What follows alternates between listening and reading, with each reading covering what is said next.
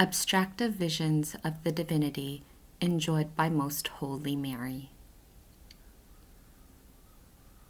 The second kind of divine visions enjoyed by the Queen of Heaven was the abstractive, which is very different and much inferior to the intuitive. It was more frequent in her, though not daily or continual. This kind of knowledge or vision is communicated by the Most High without unveiling himself directly to the created mind, but through a certain veil or species, by means of which he becomes manifest. Because of this intervening medium between the faculty and its object, this kind of vision is very much inferior to the clear and intuitive vision.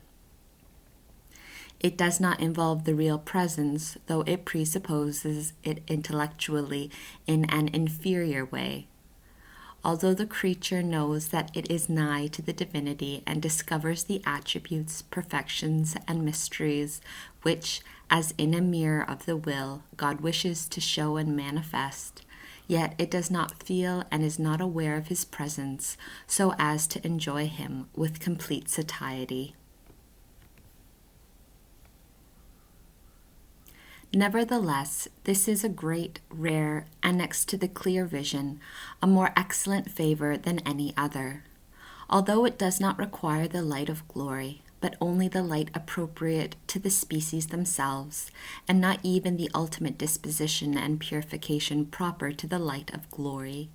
Yet all the other preparations antecedent to the intuitive vision must go before it. For by them the soul enters into the antechambers of the house of the eternal God and Lord.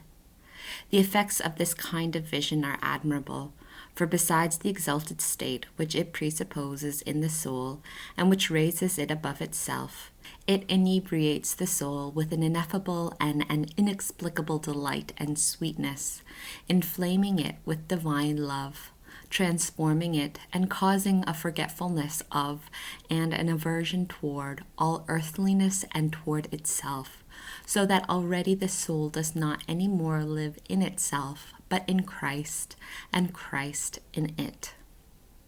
Besides all this, there remains after this vision in the soul a light, which, if not lost by negligence and carelessness, or by some sin, will always accompany it to the highest pinnacle of perfection, teaching it the most secure paths to eternity, and resembling the perpetual fire of the sanctuary, or the beacon light of the citadel of God.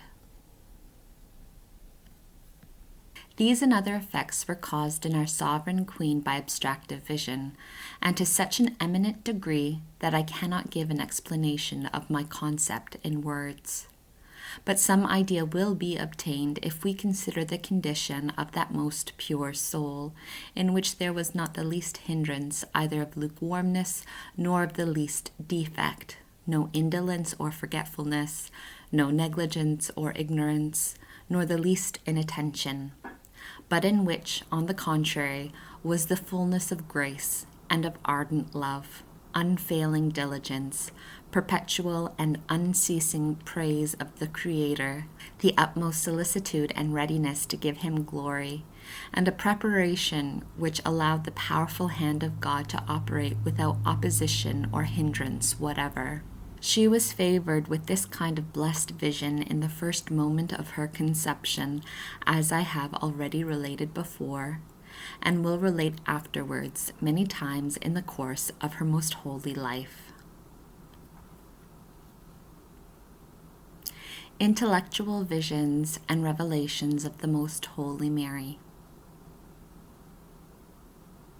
The third kind of divine visions and revelations enjoyed by the Most Holy Mary were the intellectual ones. Although abstractive visions, or visions of the divinity, may be called intellectual visions, yet for two reasons I have mentioned them especially and placed them in a higher order. First, because the object of the abstractive visions is altogether supreme among intellectual things, whereas the range of these more ordinary intellectual visions extends to many various objects, since they include the material and the spiritual things, and the entire field of intellectual truths and mysteries. The second reason is Because the abstractive visions of the divine essence are brought about by the most exalted and supernaturally infused species or images of the being of God, whereas the common revelations and the intellectual visions take place in diverse ways. Sometimes the intellectual images of the objects revealed are all infused. At other times, not necessarily all the subject matter of the revelations is infused, because then the same species or images which the imagination or fantasy already possesses are sufficient for the revelation. For the understanding, endowed with a new light and a supernatural power, can apprehend the mysteries of God from imaginary images, as happened with Joseph in Egypt and with Daniel in Babylon. This kind of revelation was given to David, and next to the knowledge of the essence of the deity, it is the most noble and secure.